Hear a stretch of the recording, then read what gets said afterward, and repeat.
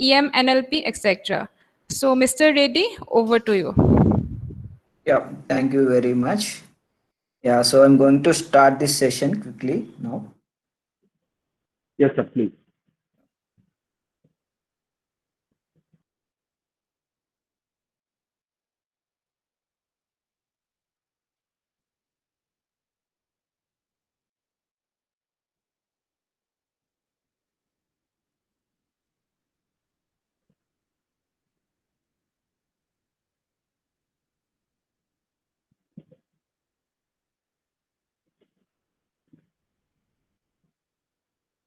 So my screen is visible. Yes, sir.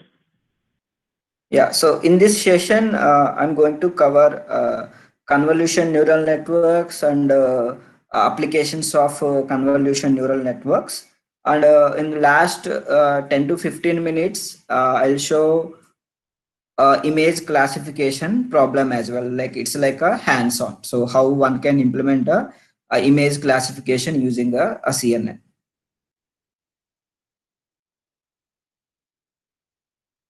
So we have neural networks. So people are talking about neural networks these days. So we have a difference between a shallow neural network and a deep neural network. A shallow neural network is like we have only one hidden layer, say, so input layer, output layer, and we have one hidden layer. So this we can call as a simple neural network, and people are using from earlier days. We have a deep neural network. If you look at the difference between a shallow neural network and a deep neural network, the only thing is you have a many hidden layers are included. If you can add, keep on adding the more number of layers, so it is a deep neural network. If you have only one hidden layer, it is a simple neural network, or people can say it is also a multi-layer perceptron.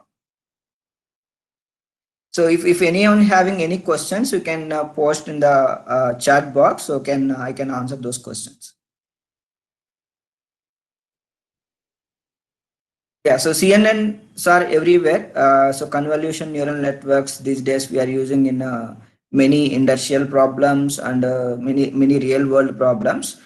Some of the applications where we can use CNN. So one is image classification. So image classification is like if I can give an image, we need to classify the image to a cat or dog. Suppose if you are talking about the health industry, say I'm having a MRI image, so it's like a tumor, so I need to classify whether the image contain a brain tumor or not. So it is also a classification problem.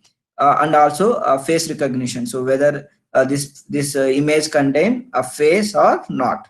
So this is like a classification problem. So this is the one example. Image retrieval is like if I can give an image, we need to retrieve the images similar to that image what we search. So in case of Google, if you can search a query, so we will get the all the top relevant documents. So similarly, so that is like a text retrieval. Similarly, we have a image retrieval where I can search if I can give an image, we need to retrieve all the images relevant to that particular image. So there also we can use a CNN, so convolution neural networks. So here currently I'm talking about the application, so where we can apply CNNs. So after that I'll go what is CNN and how we can implement CNN with different layers. So all those things I'll explain later. And yeah, so there are here some images. Those are related to false positives. So which we here marked as in red color. Object detection. So this is also an important problem. Object detection. So in case of object detection, so if you look at the difference between image classification and object detection, in image classification, our job is to just classify the image. So that means, so in the image, whether the cat is present or not. So that's it. So just classifying it. But in case of detection, we need to get the, so we know that cat is present in the image, but we want to locate where the cat is located. and an image contain multiple objects. It's not only cat, it may have also dog. It also having a tree. It is also having a grass. So we have multiple objects present in the image. So our job is we need to detect it. So it is like so wherever the object is located, we need to draw a bounding box, and also we need to provide the label for that. So this is a example of object detection. So that is the difference between two problems. So image classification and object detection. In case of object detection, we need to detect where the object is located. So image contain multiple objects. So we need to detect all the objects where it present, and also we need to provide the label for those objects. Image segmentation. So image segmentation means, so if I give an image, we need to segment the image. So segment the image means, so similar information will be grouped together. So suppose if you look at the image here, so tiger is a one image. So we need to segment it. So we give it a one color, and grass is another object. So we can for grass we give another color, and also lake is there, so we can go with another color. So segmenting means, so if different part information is present in the image, we can give the color to so different information. So for tree will give one color, for object will give one color, for sky will give one color.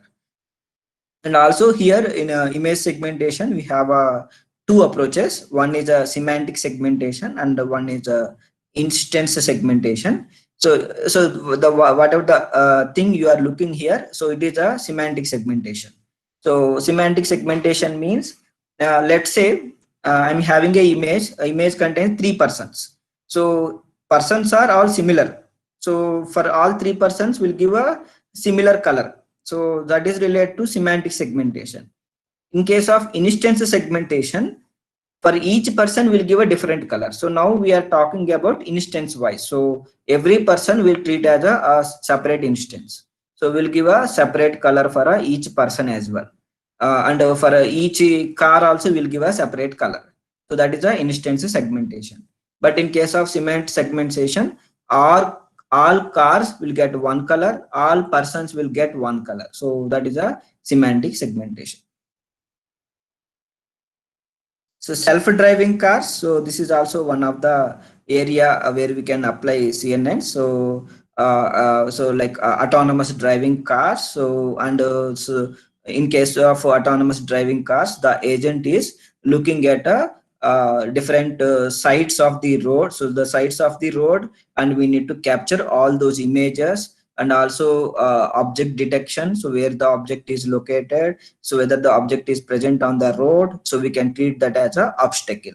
So it is like a so here we need to apply object detection algorithm, we need to apply image classification algorithm. So all those things are involved in the self-driving cars. So face recognition is another application. So it is like if I give an image, we need to detect the face. So and also we need to provide the labels for the particular face, like a person name. So if this is the application Facebook is using. So whenever we upload any image, so the Facebook default it will ask tagging for that. So it will ask the tagging name. So like if you know that person, so we can name that person. So this is a face recognition problem.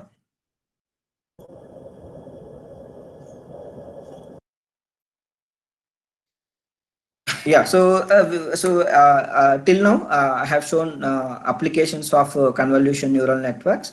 So all the real world applications, if you look at image classification, object detection, image retrieval, and also autonomous driving cars. So in many areas, convolution neural networks are very popular. Now I will explain how convolution architecture look like. So in case of convolution neural network, this is a simple convolution neural network architecture. We can also say it is a LeNet architecture. So the first CNN architecture is a LeNet architecture proposed by Jan LeCun.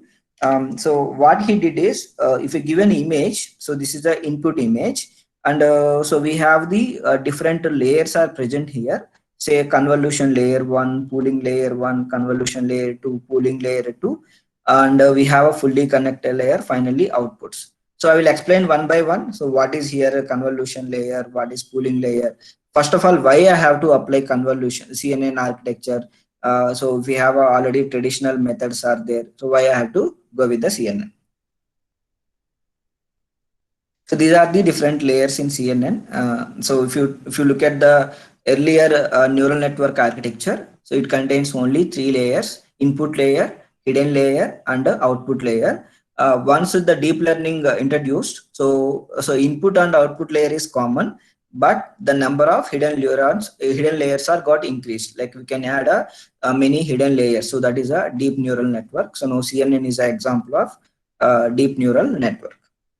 So in CNN, our main focus is on convolution layer, pooling layer. So these are the 2 layers here we need to focus on.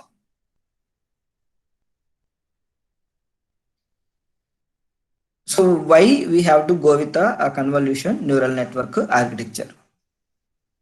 Suppose if you look at this image, so what is the image width and height here?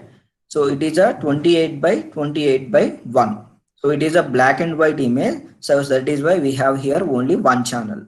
Suppose if you are talking about the color image, then we have a 3 channels. Okay, so that is the difference between a black and white image and a RGB image. So in case of black and white image, we have only one channel. In case of RGB image, we have 3 channels.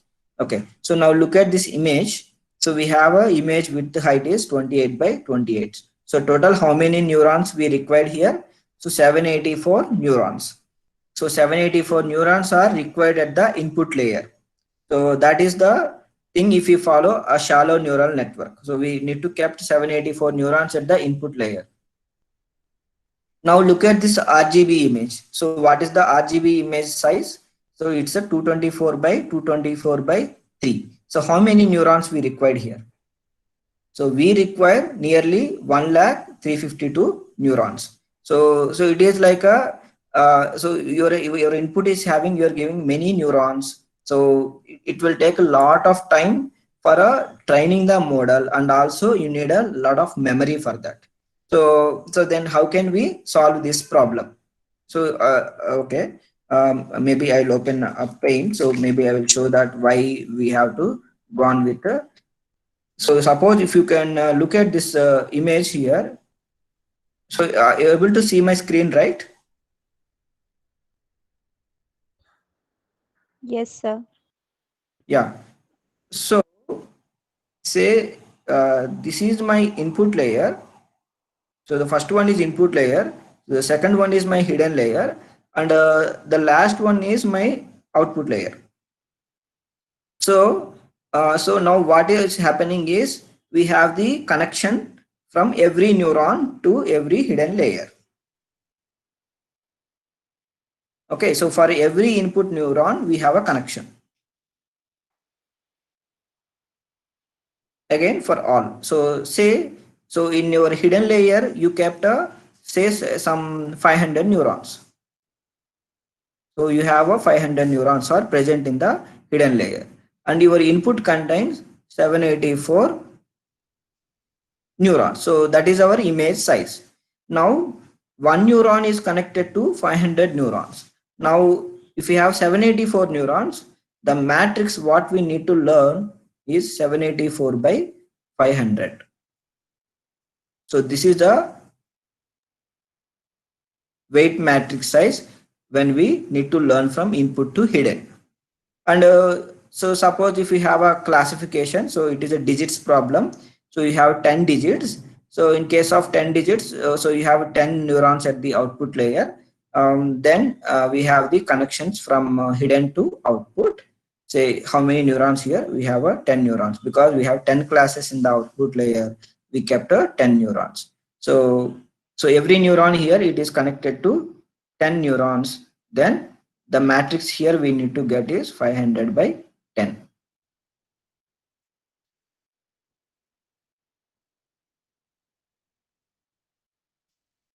Okay, so this is the matrix we need to learn when we are going from input to hidden, and this is the matrix we need to learn when we are going from hidden to output, and this is only for the one single image.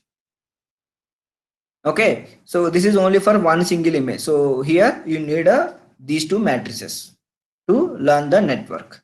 Suppose if you go with the RGB image, I mentioned already, we require 1 lakh neurons, right? So in that case, so what is our dimension? It will be 1 lakh by 5000, right? So that means your matrix size is increasing, so you need a more RAM to train the model, and also your training, it will take a lot of time, because earlier only these many weights need to update, but in this case of RGB image you need to update these many weights. Okay, so this is the main problem if you have a RGB image, and if you are having a image size of like a high resolution images. So then how we can solve this problem? So there we can use the CNNs. Okay, so CNNs can solve this problem. So it is clear, right? So why people went with the CNN approach if you have already earlier neural network approach is available. So because the network training, it will take a lot of time, and also it need a more memory if you go with the earlier or traditional approach.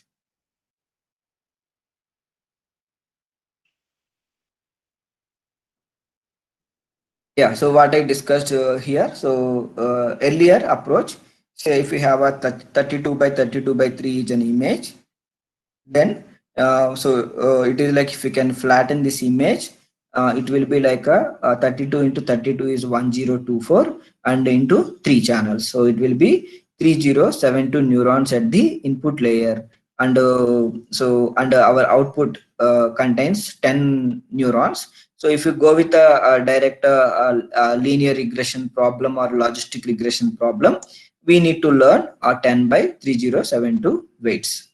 Then so this is the main problem case of simple neural network. Now we are going with a convolution neural network. So now I will explain how the convolution is happening. So what is a convolution? So convolution is a simple approach. So what you have to do in case of convolution, so we have an image, so say it is an input image. Input image size is say 224 by 224 by 3. Then we have a convolution filter. So what this filter will do? So if you heard about the filters like low pass filter or high pass filter, or Butterworth filter, bandwidth high pass filter, high pass bandwidth filter. So all these filters, what it will do is, suppose if we can take a low pass filter, what low pass filter is, it will do is, we will get the, so it will get the blurriness of the image. Suppose if a image contain so it will remove the blurriness if we can apply a low pass filter. Suppose if we can apply a high pass filter, we will get the edges of the image. So every filter, when we apply on the image, we get some information. Okay, so here also these filters do the same thing. Then how we can convolve with the filter? So now we have an image and you have a filter. So what is the image size here? It's a 3 by 3. Say image size is 3 by 3, and here convolution is like a 2 by 2. So what we have to do is, so we have to take this a convolution filter, and we have to do a sliding window approach, and it's a simple inner product. So what we have to do is, so at the first time when we overlap it, so take the from image side, it will be 2 by 2. So what is the 2 by 2 image? X11, X12, X21, X22. So that is the 2 by 2 image from the input image. And what is the convolution filter here? Alpha 11, Alpha 12, Alpha 21, Alpha 22. Now if you can do the dot product, so it will be like a X11 into Alpha 11, X12 into Alpha 12, X21 into Alpha 21, X22 into Alpha 22. So that will give a 1 value. So that is a Y11. Now we will move our filter to one window, one step ahead. So if you move the window right side, now you are from the input image you are getting x12, x13, x22, x33. So that is from the image part. Now our filter is common. Again alpha 11, alpha 12. Again we will do the dot product. We will get a y12. Now we have to come down. So in this case, our input image is x21, x22, x31, x32. Filter is common. Again, do the dot product. So finally, again, when we move the window one side, so 1 pixel after that. So our image is x22, x23, x32, x33. So if you can do the dot product, we will get a y22. So this is the output we'll get. So this is the one convolution operation we performed. So we took a filter of 2 by 2 and we'll convolve on the input image. So output we got a 2 by 2.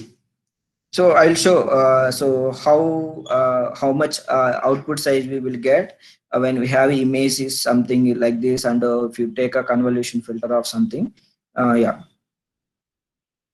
Yeah, so this is how the convolution will happen. So this is like a 2 by 2 is like a filter, or we can call it as a kernel. Now we have to shift the kernel like this. So initially on the image, you need to take a 2 by 2 part, and you have to 2 by 2 kernel, do the dot product. Now stride 1. So you are moving the window 1. So now you get a 2 by 2 window from here.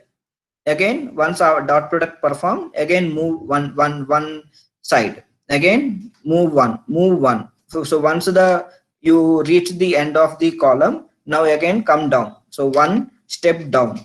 Again you need to perform the dot product. So that is the output you'll get, 5 by 5 output. So maybe I'll show here exactly.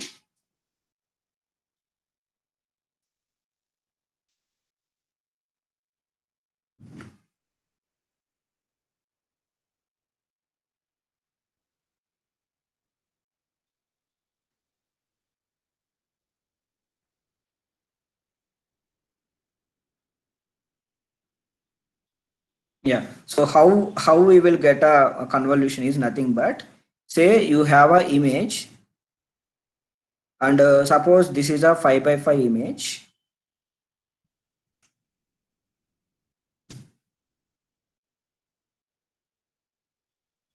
So this is the 5 by 5 image, and you have a filter, and the filter size is of say 3 by 3. So what do you mean by convolution is, now so this is the filter, and this is my input image. So my input image size is 5 by 5 by, so I am considering this is a RGB image, so I am having a 3 channel, and even my filter size is 3 by 3. So assume that, so the depth of the image is always same as a filter. So even you can say that even filter depth and image depth are common always.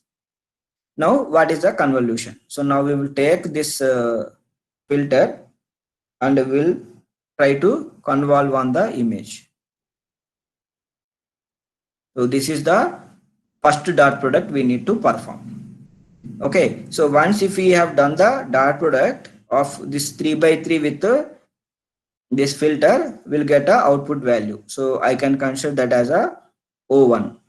Then we have a stride of 1 means you need to move the 1 pixel shift. So this is the next 3 by 3 we need to consider from the image. Okay, so here we will get a O2.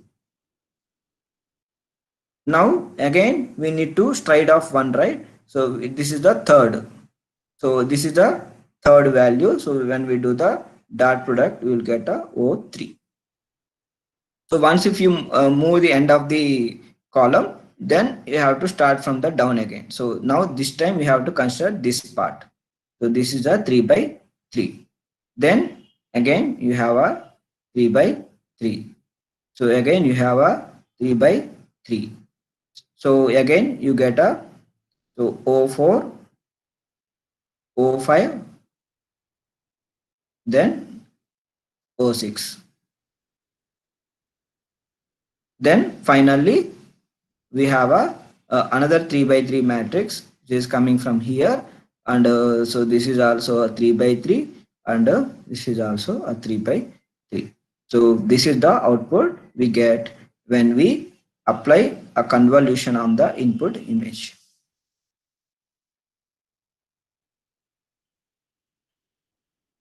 Okay, so it is a 3 by 3 matrix. Okay, so this is the way how we can perform the convolution. So in case of convolution, we have an input image and we have a filter. So input image size will be width, height by depth. Depth is nothing but if it is a RGB image, we have 3 channels. If it is a black and white image, we have only 1 channel. And filter sizes, here I took 3 by 3, and assume that always the input image depth and the filter depth are common. So we will get this is the image output.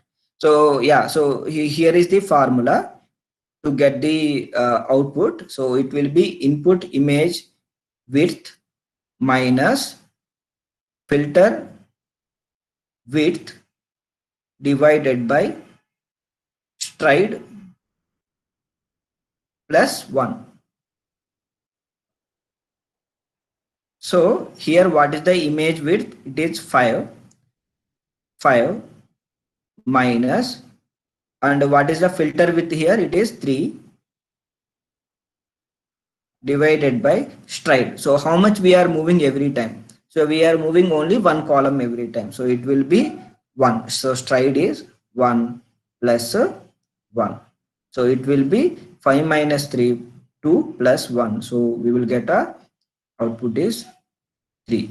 So both for width and height, it is the same formula. So we will get a 3 by 3. Okay. So this is the way we can compute the output of the image. So how much we will get when we will apply a filter on the image. So this is the formula to get the output dimension. I hope it is clear for everyone that how we can apply a convolution on the image. Sir, what are the significance of stride value? Yeah, so the significance of stride is, suppose if you can take a stride of 2. So what will happen is, in case of stride of 2, you have to shift the window after 2 columns. So you get a image from here. So only you get a one is this one, and the second one is from here. So the problem is, what will happen is, like, so if you take a stride, that means you are covering the overlapping information as well. So you are keep covering everything from the image. But in case of stride 2, so you are not getting this much of image. So stride 1 is like you are capturing every part of the image. So it is like every pixel you are covering, and so the thing is, what will happen is, we need to locate the object present in the image. So when we consider like this, so what will happen is, maybe, so the bounding box what we took here, it may contain object information, but when you take the stride gap like 3, that means what will happening is, like, we are missing some information from the image. So always, if you want to cover every pixel information, you can have to take the stride as a less value, like stride 1, stride 2, then you can cover entire information. If you can increase the stride, that means, so you are missing some of the information. So the overlapping windows we will not get, and we may miss some information. Thank you, sir. Yeah. Hello, sir. Yeah. Hello. Yeah. Can you use a filter of 4x3 or 4x3, 3x4 like that? No. The filter, so the filter size will be equal. Width and height will be equal. Okay, sir. Okay, so we have to take either 3 by 3 filter, or 5 by 5 filter, 7 by 7 filter, or 11 by 11 filter. Actually, in default, so the people who used in the existing approaches, they always went with the odd number of filters. So even you can try even filters also, 2 by 2 or 4 by 4, no problem at all. The only thing is you need to apply padding at that time. So I will explain what is padding as well. Okay, sir. Yeah. Yeah, so we have done the convolution. So yeah, so here if you see input image size is 32 by 32 by 3 and the filter size is 5 by 5 by 3. So now what is the output we'll get? So input image size is 32. So input image size is 32. So this is my formula, 32 minus my filter size is 5. So 32 minus 5 divided by stride is 1 plus 1. Okay, so it will be 28. Okay, so this will be common for both width and height. So we will get a 28 by 28. Okay, and finally we have only one filter we applied. So that is why 28 by 28 by one filter we applied. Okay, so this is the output we'll get. So this is the depth of the output we'll get. Okay, if you can look at here, so 28 by 28 by 1. Okay, so this is the input image and the filter.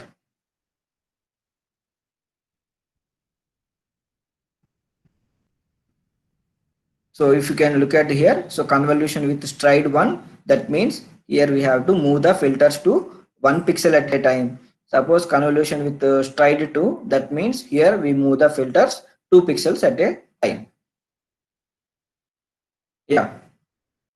So now we have a here padding approach.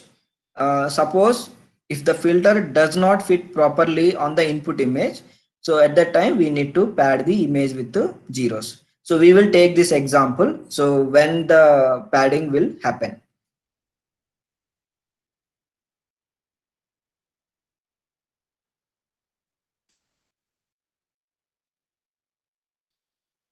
So now my input image size is 6 by 6. So now my input image size is, it will be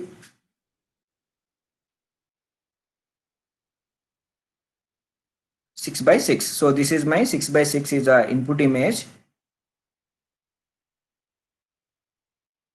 And my filter size is 2 by 2. So I'm having a filter which is of 2 by 2.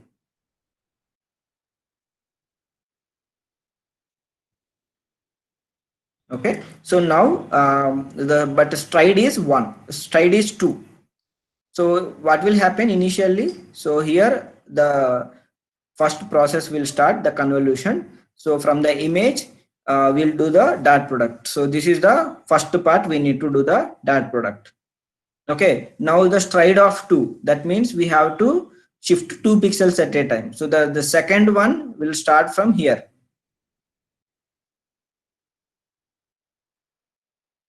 Okay, so this is the second one. Okay, so then third one will come here. So up to here it is fine. So if you go with the 6 by 6 image and 2 by 2 filter, it is absolutely fine. So it is working fine. So we will get a, so how much we will get here? 6 minus 2, okay, divided by 2 plus 1. So 6 minus 2 is 4. So you got it right. Image size minus filter size, filter image width minus filter width by 2 plus 1. So 6 minus 2 is 4. 4 by 2 is 2 plus 1. So we will get a output image size of 3 by 3. Okay, so this is working fine. Then what will happen if I can consider a stride is equal to 3? So when I consider stride is equal to 3, so at that time what will happen? So at that time, when stride is equal to 3, so this is my first window. I need to do a dot product. So now I have to leave 3 pixels. So I have to leave 3. Then I have to start from here. Okay. So that means the only dot product is coming from here and here. Now if you see here, one column is left. And here also one column left. Then how we can solve this problem? Okay, got it right, the problem. So when we take the stride of 3, so when we try to perform convolution, we are getting only, so this is the one window we got, and we have to shift the 3 pixels. So our next convolution will start from here. So this is the one we'll get, but one column is left. Now we can't do the dot product on this. Okay, even from here also we will get only this and here. Okay, so now you are missing a lot of information. Now you got only 4 times we are doing the convolution. So rest of the all columns are left. So in that case, we will do the padding. So padding means we have to add the dummy zeros. Okay, so dummy zeros. Now I'm adding a dummy zeros, both left side, right side, top, down.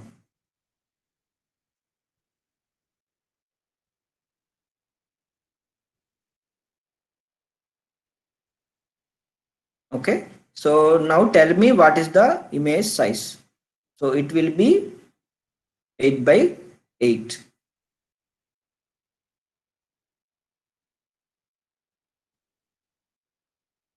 Okay, so because I added dummy zeros, left side, right side, top and bottom. So if you can see here, these are all contains only zeros, dummy zeros. Okay, so here all the dummy zeros. So if you look at here, earlier our input image size is 6 by 6. So now I added one column left side and one column right side. So so we have 2 columns increased. So that means it will be 8. And also top down. So even bottom I added one row and top also I added one row. So it will be 8 by 8. So if you can perform one padding, so your image size will be increased by 2. Say if my input image size is 3 by 3, whenever you apply padding, after applying the padding, it will increase by 5 by 5. So every padding increase the image size by 2 by 2. So 3 plus 2 and 3 plus 2. So it will go as a 5 by 5. So in this case, it will be 8 by 8. So now your image is 8 by 8. Now try to perform the, okay, so this one, so 2 by 2. So when we perform here, so this is the first window, then we given stride of 3. So then it will start from here. Okay, and the next one start from here, but still we are missing. So if you can, I think we are getting now. So 8 minus 2 divided by, so our stride is now 3 plus 1. Okay, 8 minus 2 is nothing but 6. 6 by 3 is 2. 2 plus 1 is This will be 4 plus 4. Hello? Hello? Yeah, so now our stride is 3. So image, now our Hello, image. hello. Hello? Yeah, someone is asking questions.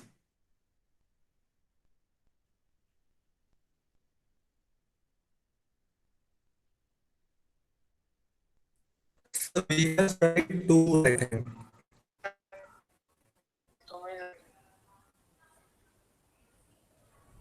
Okay, yeah. Hello. Yeah, hello? So we have stride is equal to 2, I think. No. So when stride is equal to, it worked properly. 6 minus 2 by 2 plus 1. So with the stride is equal to 2, no problem at all. When I increase the stride is equal to 3, so in that case we got a problem because when you take stride is equal to 3, 6 minus 2 by 3 plus 1.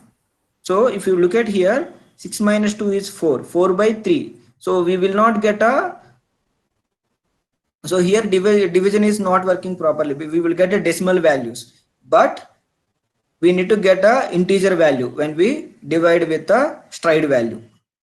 Okay, so that's the reason we apply a padding approach. So we increase the image size by 2. So it will be 8 minus 2 divided by 3 plus 1. So now in this case it will work. So whenever a convolution is not happening with particular stride, apply the padding and increase the image size until unless you will get a integer division. Suppose you after applying the padding also you are not getting a integer division. So again apply the padding and increase the image size by again 2. So at that time it will be 10 by 10.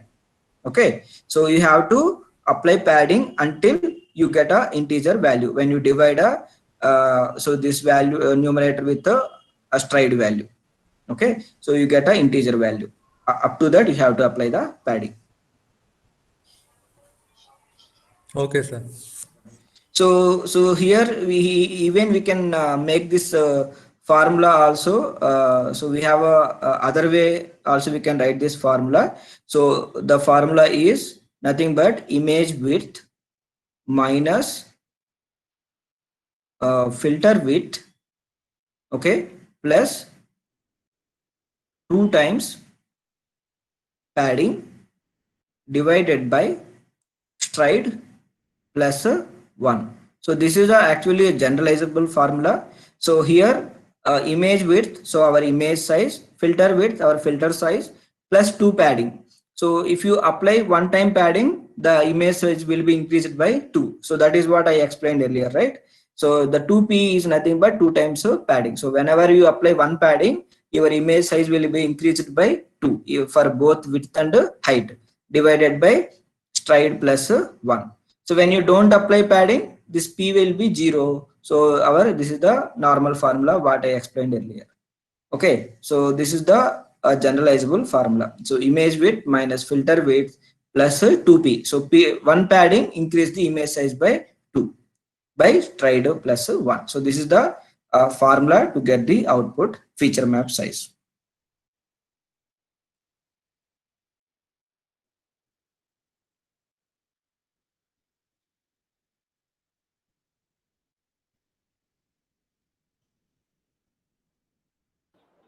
So can I ask a question? Yes, here? ma'am. Yes, ma'am. Go ahead. Yeah.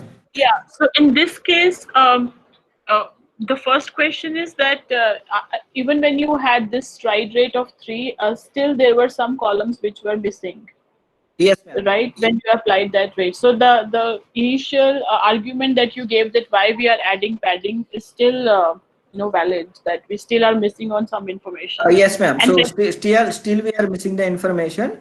So when we apply stride on the image, so when you reach the whenever you reach the end of the column properly, so if no columns left, so in between, yeah, maybe some information is missing, but at the end of the column, so when you reach the image left, okay, or image right, when you reach no columns left, right side, okay, then the striding is working fine.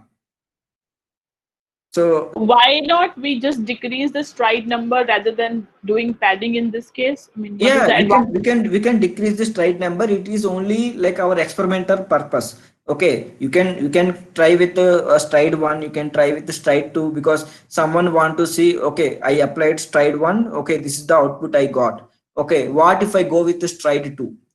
So what output may get? So this is the way, but normally people go with the default value as a stride is equal to 1. Okay, thank you. So yeah, so this one I already explained. So example of a convolution. So this is the formula what I explained. So image width minus filter width plus 2p divided by stride plus 1. So this formula is same for both width and height. So if you calculate for width, so you have to write the same value for a height as well.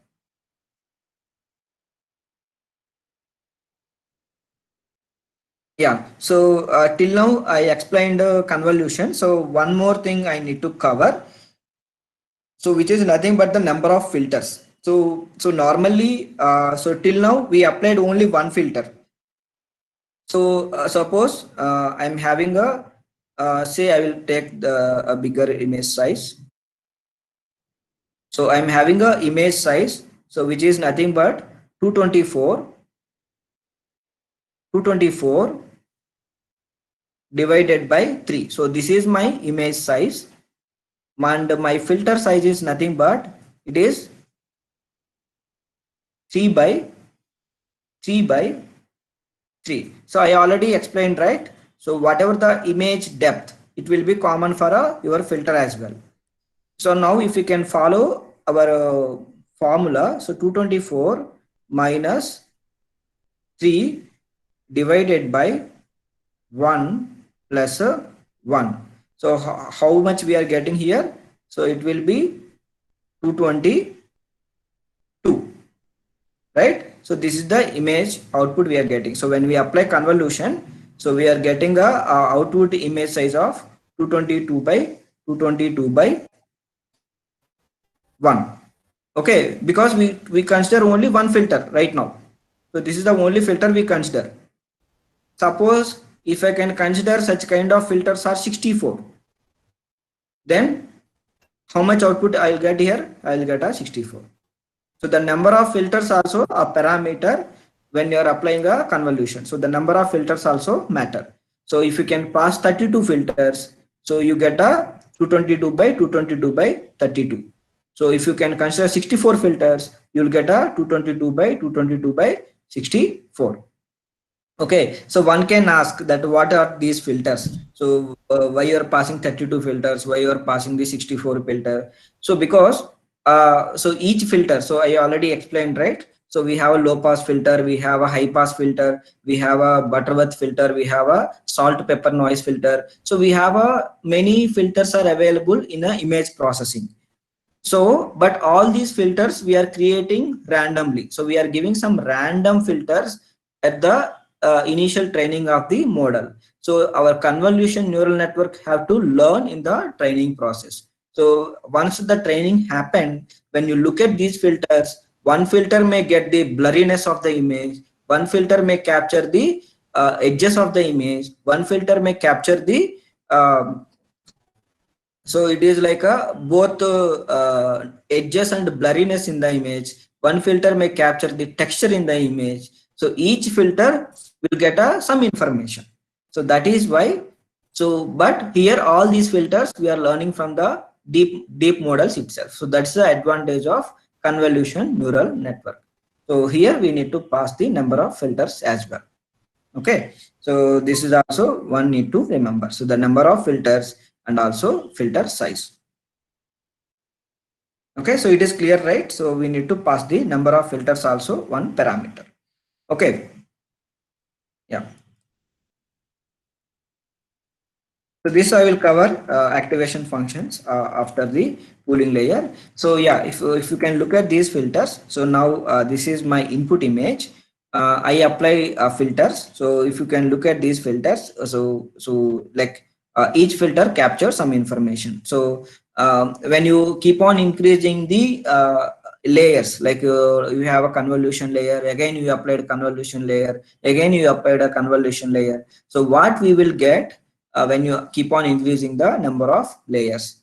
So at the low level features, so at the initial starting, so when you give an image, the starting convolution layers captures the low level features. So what do you mean by low level features? Low level features means these are like edges. Okay, only we will get a lines, edges. So that information will get at a low level features. So when you move Excuse me, to hello. sir, is there, I mean, is there any way to choose the types of filters? No, you no need to choose anything. So that the model will learn. So you just have to pass a random filters. You just create a random matrix. Say suppose you want to pass 32 filters, and each filter size is 3 by 3. then Yes, sir.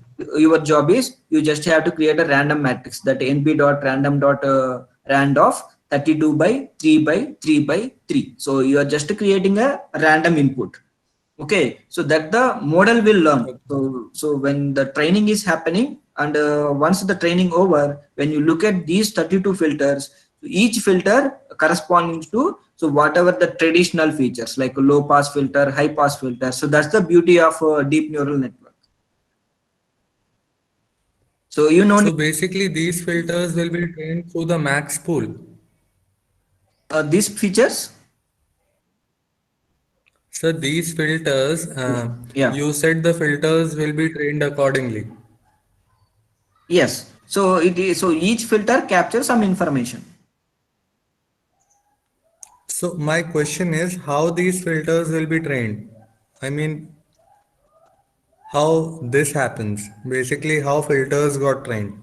Okay, so if you know neural network training, back propagation, forward propagation, and back propagation, how weights get updated.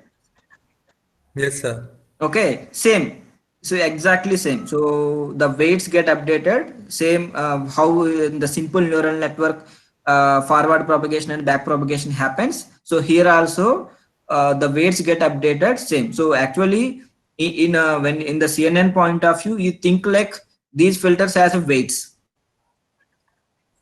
and you need to update the Okay. weights in the similar fashion. So forward propagation and back propagation. The beauty is because in the training process, say the one of the filter you consider, suppose it is moving towards the blurriness. So see in the training is when the training is happening, so you have the weights, some of the weights more biased towards the low pass information, some of the weights more biased towards the high pass information. So that is how the weights get updated. Okay. Yeah. So yeah, so the middle level features Okay. Thank you. yeah. So the middle level features captures the so like it is a shape or like a eyes, nose. So if you can look at the middle level features, it may contain a nose. It is like parts of the image. And high level features are like if you can combine these features, like now if you can look at the faces. So face patterns will get at the high level features. So this is the way CNNs learns the filters like low level features, mid level features, and high level features. So low level features captures the lines and edges, curves, and middle level features captures the parts of the face like eyes, nose, lips, okay, ears, and high level features combines the all the features, like we will get a complete face. So which size for a filter and a stride should we take? So normally small size filters are better, because if you can take a 3x3 filter, 5x filter, 5x5 filters are better, because if you can take a 11x11 filter, what will happen is so you are having the more number of parameters. So whenever you take a 11x11 filter, the number of parameters will increase. Okay, instead of that, if you can take a small filter size like 3x3 or 5x5, your number of parameters will reduce, and also we will cover the same accuracy as well. So it's always better to go with the small size filters rather than the large filter size like 11x11 or 13x13. So big size for filter and stride can cause a huge information loss. So one can ask it, right? So if you can go with a stride of 3, yeah, you are having a information loss. So that is the reason we go with a stride of 1. So most common choices of size for filter is 2x2, and for stride is 2.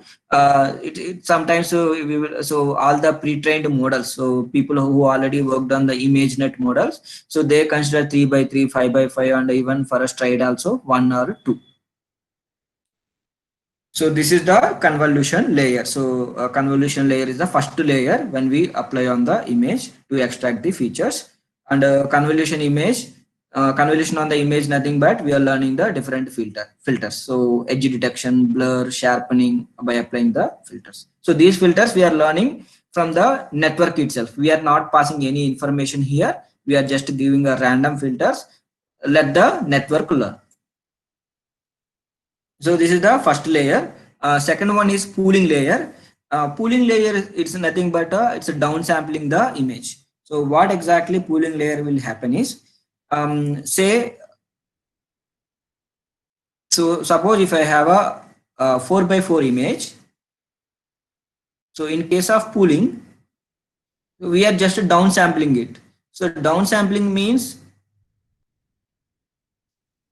so we are just we are not considering all the pixel information. We are only considering the maximum pixel information or average pixel information. So it is like a 4x4 image, and I'm having a filter of 2x2. Okay, so normally if I can say here pooling layer filter size is 2. So here we no need to take any filter here. So it is just like a max pool filter or average filter. So what is happening in max pooling is, so I mentioned it's a 2x2 filter. So take this 2x2, and from this 2x2 take the maximum value. So we have 4 values here. From that we'll get a 1 maximum value. Okay, that is the max pixel value. So that is the V1. Again with the stride of 2, again from this you can take a 1 maximum value. So that might be V2. Okay, and here also you can take a 1 maximum value, and here also you can take a 1 maximum value. Okay, so totally we will get a 2x2. So when you apply pooling on the image, your image get be downsampled. Downsampled means your image resolution or image width and height will be reduced by half. Okay, so it will be 2x.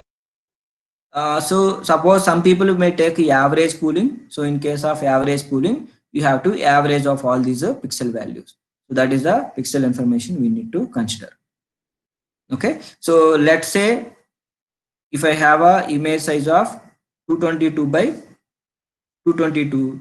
So when you apply pooling layer, what will happen? Your image will be reduced by half.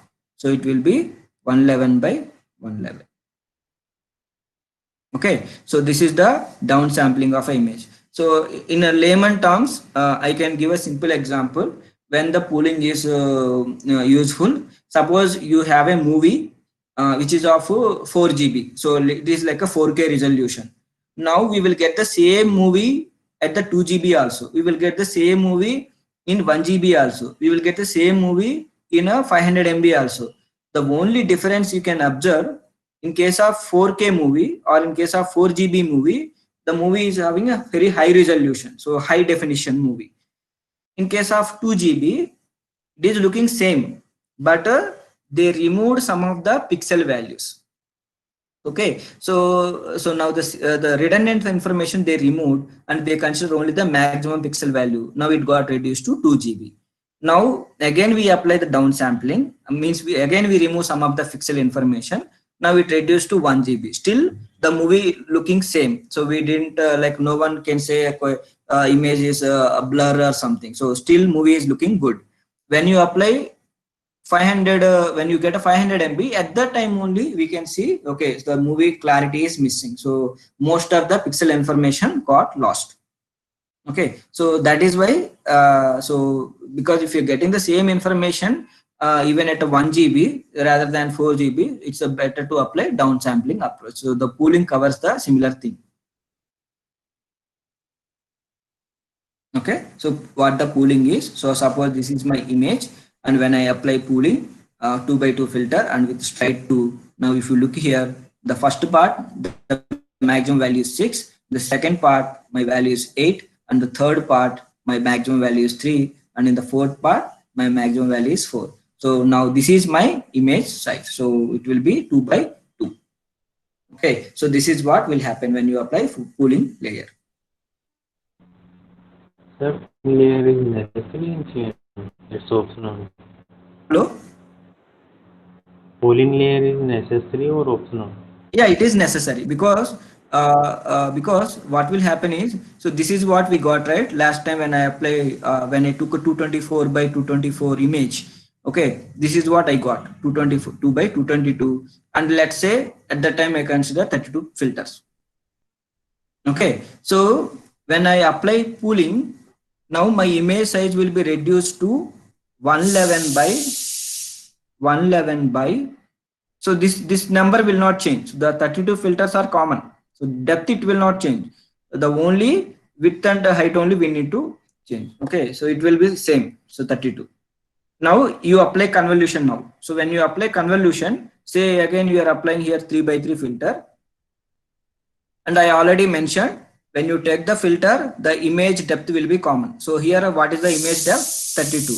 So now we need to take a depth of 32. So what will happen now? So if you follow the convolution formula, 111 minus 3 divided by stride of 1 plus 1. So it will be 111 minus 3. It will be 108. 108 plus 1. So we will get a 109. Right? So 109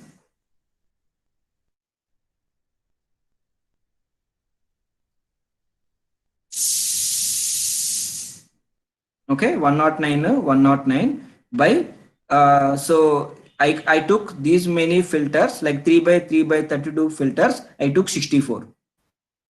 Okay, now I will get a 109 by 64. Okay, so this is the thing you have to remember. So in the starting you took 3x3 so this is the starting filter size, and how many filters you took? 32. And when you apply convolution, okay, whatever the output you got and the depth, you will get the number of filters. Okay, we apply the pooling, and when in case of pooling, the filter size it will not change. And now you are applying again the convolution. So in case of second time convolution, it will be 3x3 by the depth will match 32. Now you took such kind of filters are 64. So when you apply convolution, the output contains number of filters. So this is the way you have to follow. Now if you apply downsampling here, it will not work, because 109 by 2, 109 by 2, you will not get an integer value here. Right? So in this case, either you can go another convolution. So if you go with another convolution, so what will happen is it will be like a so 109 minus suppose if you can take a 3, and if you go with a stride of 2, so what will happen? It will be 106 by 2. It will be 53, right? 53. 1 is 54. Okay, now you got a 54. Right? We took a stride of 2. So we will get a 54 by 54. So and so I took this kind of filters are 128. So it will be like a 3 by 64. Because if you look at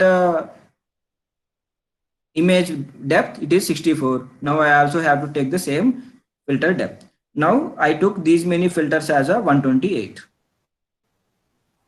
Okay, now it will be 54 by 128. Okay, if someone can observe what is happening here, every time our image sizes keep on reducing, but the filters are increasing. Right?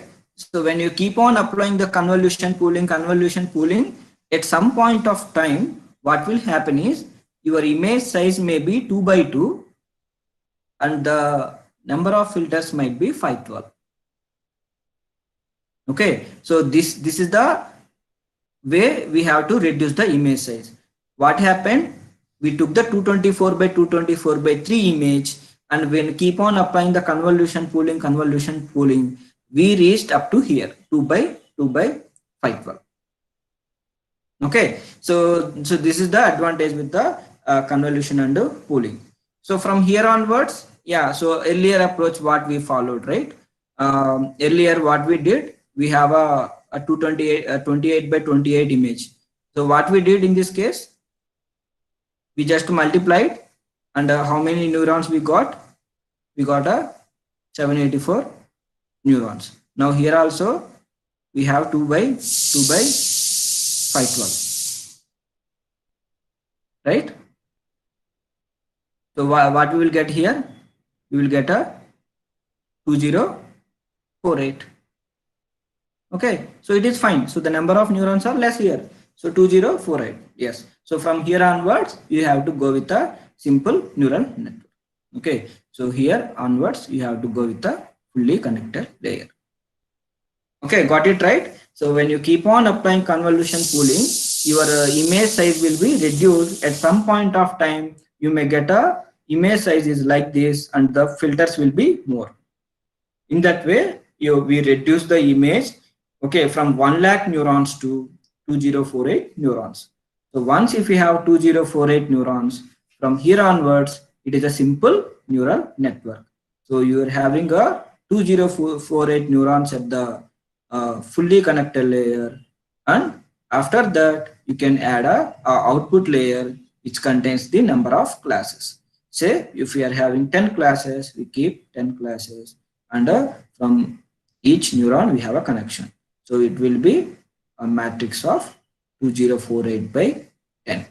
So this is the matrix we need to learn at the last FC layer. Okay. Yeah, so in case of fully connected layer, we flatten our matrix. Flattening means we are now keeping the entire this information into single vector format. So 2 by 512, we are keeping into a single vector. So that is a 2048. Okay, so this layer takes input from its preceding layer and outputs an n-dimensional vector. So what many classes are there in your model? Say you are having a 5-class problem, you have to keep 5 neurons. You are having 10 classes, you have to keep 10 neurons in the output layer. So this is what exactly fully connected layer is. So here, so it will be 2048 under the number of classes. So this is what exactly we are doing at the last FC and the output layer. And in between, we have some other functions we need to apply after each layer, which are nothing but activation functions. Up to here, clear, right? So if you have any doubts, you can ask the questions on CNNs and the poolings, convolution and pooling. Any questions? Convolution, pooling.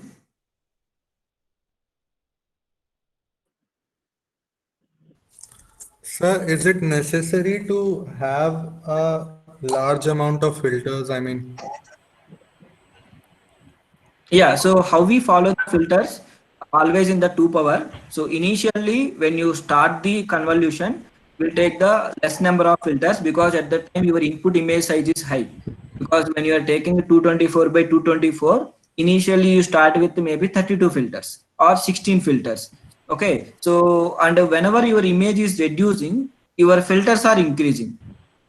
Say like 32, 64, 128, 256. So keep on increasing the filters like that, and your image sizes keep on reducing. So the more number of filters are required. Whatever I have seen, the pre-trained architectures, so the earlier trained models, the maximum numbers of filters they have used up to 512. okay. Yeah, up to 512 filters.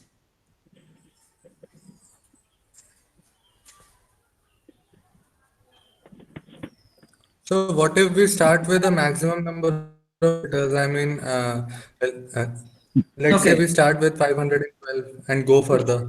Yeah, so what will happen is, so at that time, you are starting with the 512 filters. So what is your image size? So it will be like so when you apply the first convolution, you are getting 222 by 222 by 512.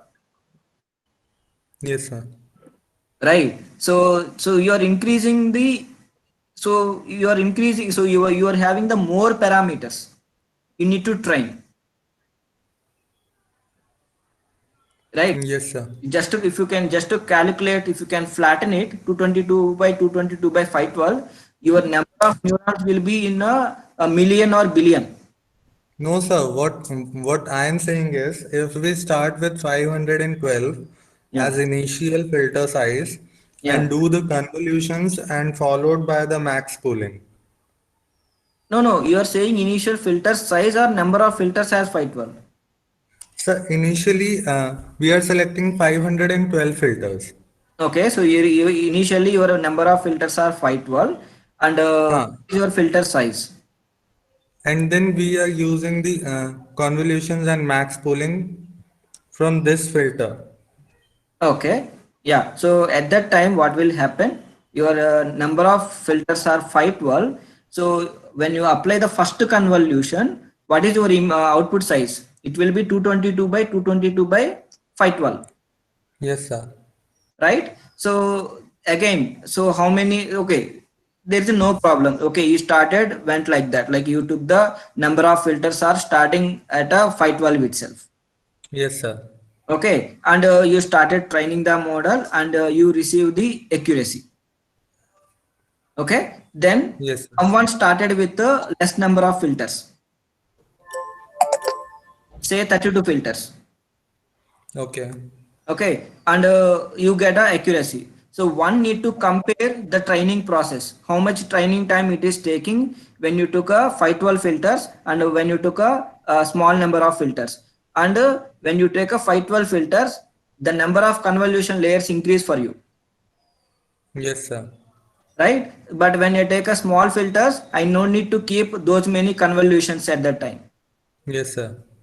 So the number of filters doesn't matter, like in the starting whether you take a but I always go with the less number of filters. If you increase the number of filters, so it is like you're adding more training parameters to your model and it will take a lot of time to convergence. So like the model, it will the convergence time, it will be slow.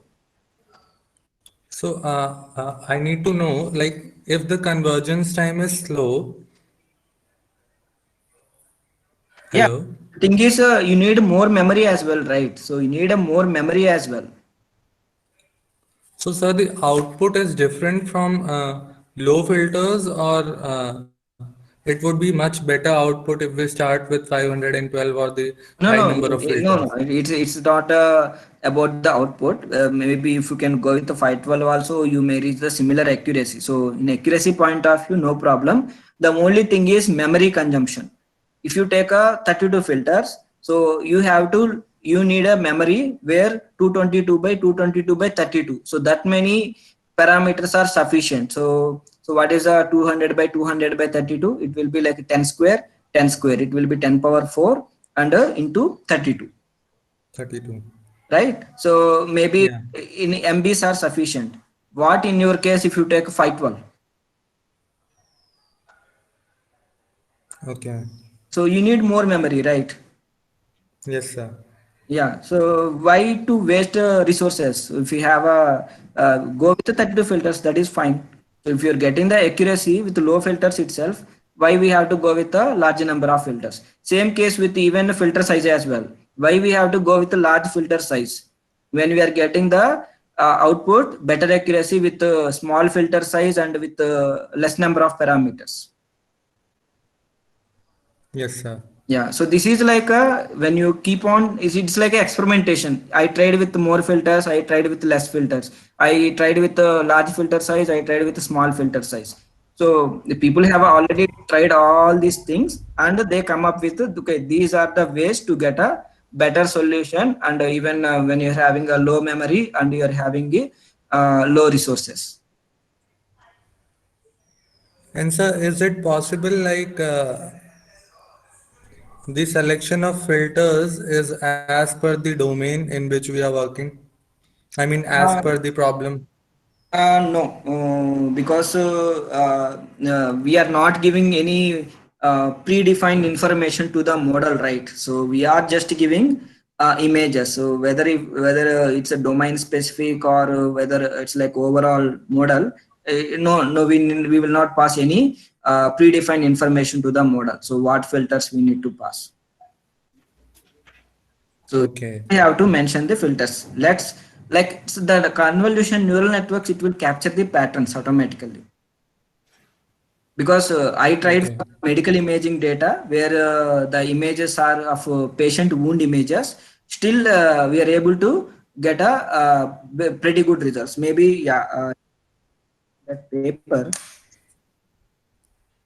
Sir, I am also working on medical images.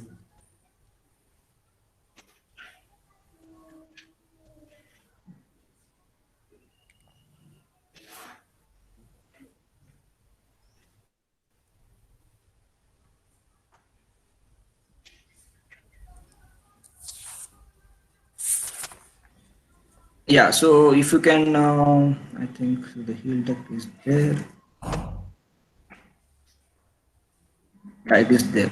Yeah. So if you can look at these images.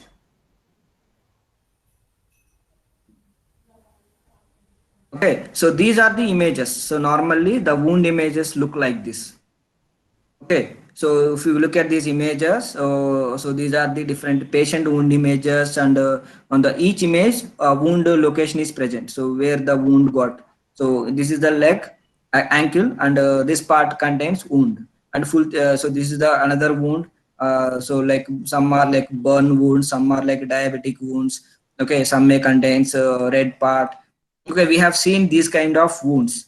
Okay, I gave these wound images to a convolutional Okay. neural network, and I am able to classify that whether this image is this wound formed because of diabetic ulcer, or this wound formed because of pressure ulcer, or this wound got formed because of a surgical wound.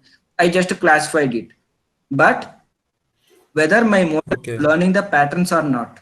So for that, we have a grad maps are there. So we can take any a last convolution layer, and if I can project those neurons on my image, now look at here. So these are the grad maps. Like so, the model exactly why it is focusing. It is only focusing exactly the wound part. It is not focusing anywhere on the image, even if the image contains scale or something. But it is focusing exactly on the wherever the Wound part. okay. So this captured by the model itself. We didn't provide any predefined information to a model. Okay.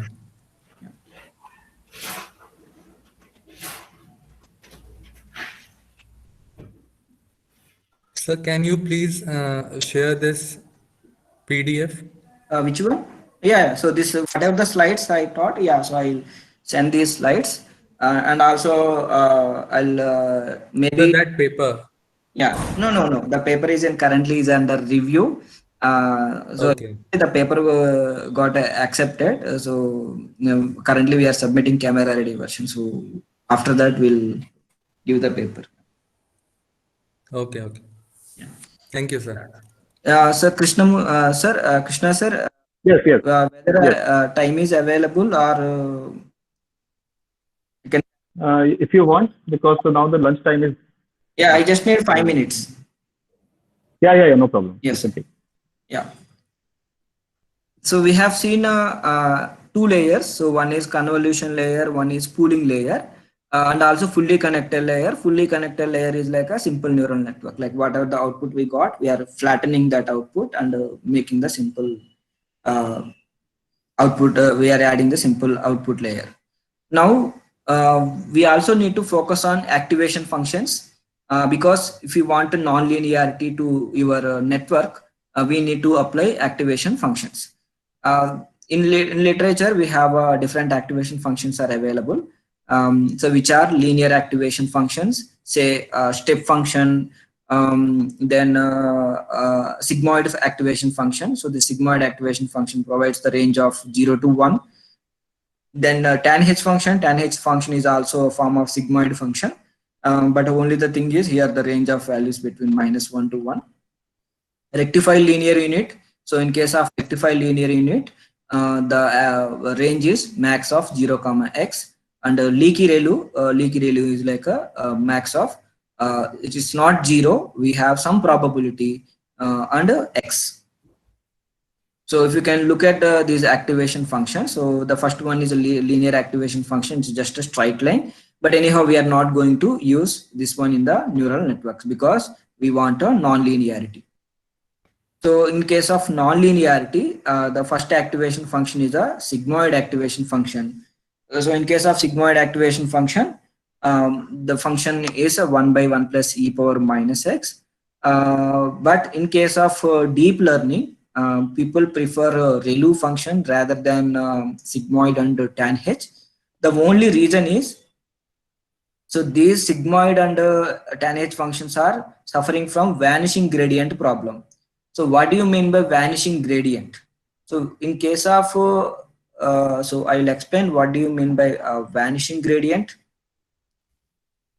So you are having a forward propagation and you are having a backward propagation. So you are having many layers, like one convolution layer, pooling layer, convolution layer, pooling layer. You have so many such kind of layers, and this is the neural network forward propagation, and you have a back propagation. So at every layer we will apply activation function. So once you perform the convolution layer, so whatever the output you got on, we'll take that output and we'll apply activation function. Say either say sigmoid or tanh. So at every layer we'll apply activation function. So I mentioned if you can use sigmoid or tanh function, we have problem of vanishing gradient. So the vanishing gradient is when you are going in the back propagation. So when you are going towards the back propagation, what will happen is, so suppose your gradient is nearly 0. Okay, so your gradient is towards 0. So what will happen whenever your gradient is towards 0? That means there is no training in the model.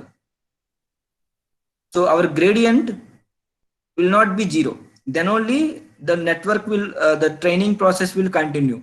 If the gradient is towards 0, then there is no training in the model. Then we will not learn anything. So that's the reason we need a activation function where the gradient is never 0. So in that case, we have the one function, so that is a ReLU function, which is a max of 0, x.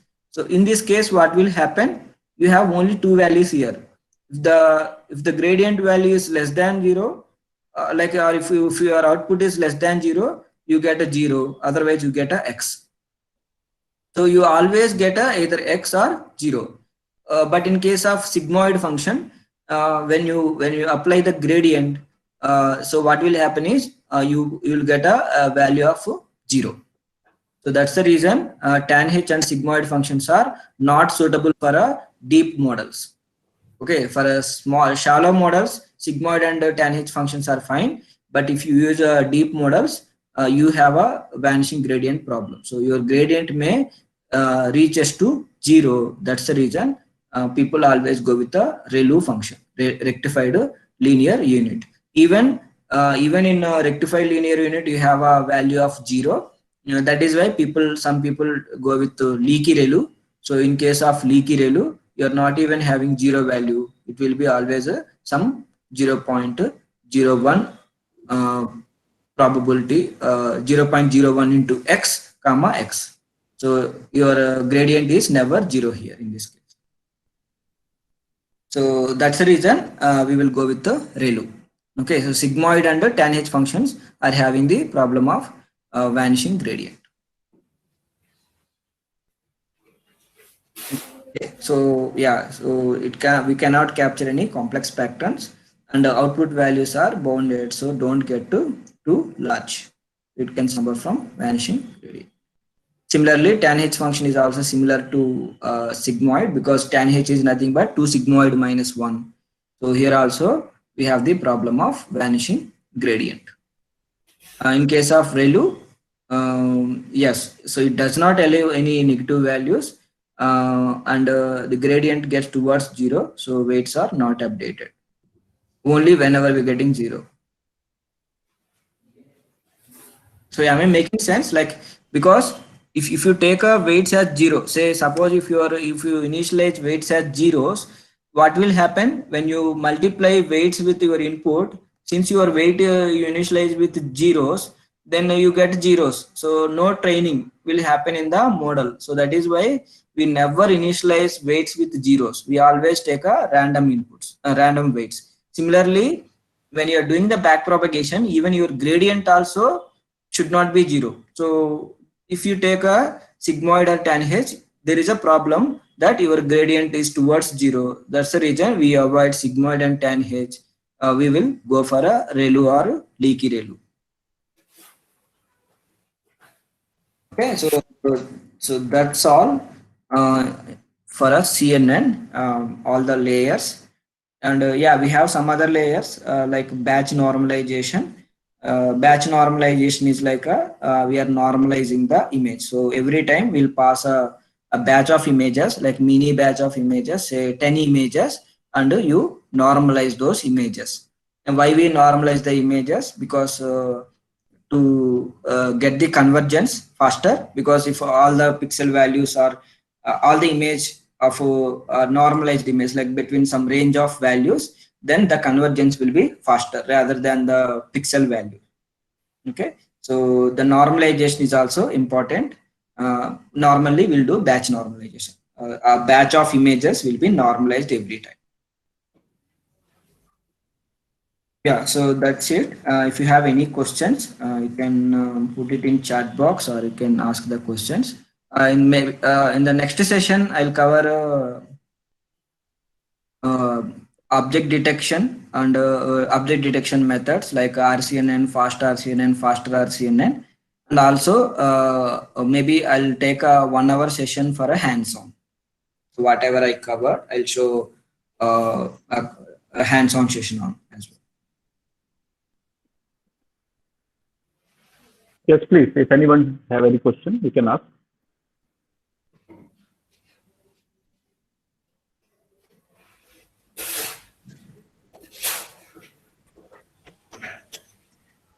Yes, Akita.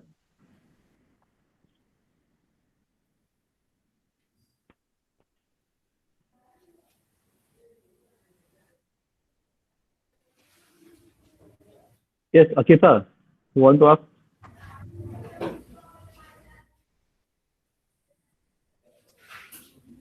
No.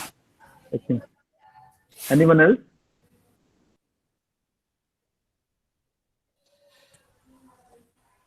Hello, sir. Hello, yeah. Sir, for nuclei cell detection, I'm using, right now I'm using image processing. Okay. So I want to know, is there any more, a better model, CNN model that can be used for this task? Yes, so I'll explain maybe in the next session. I'm going to show some pre-trained architectures which are already trained on the large corpus. Maybe that will be helpful for you. Okay, sir. You no need to go from the scratch because we have the pre-trained architectures are available for us. So I will show how to use those architectures and you can apply your data sets using those models. Sir, I heard of the UNIT model.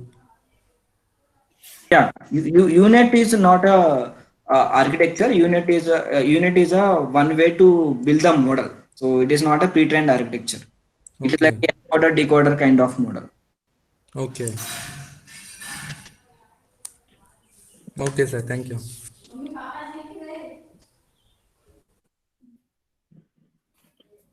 Okay, so thank you, sir. Sir is also available in the next session. If you have any question, you can ask in the next session also. Thank you very much, sir. Then it is the time of break. Then we will assemble on 2:30. Thank you. Yeah.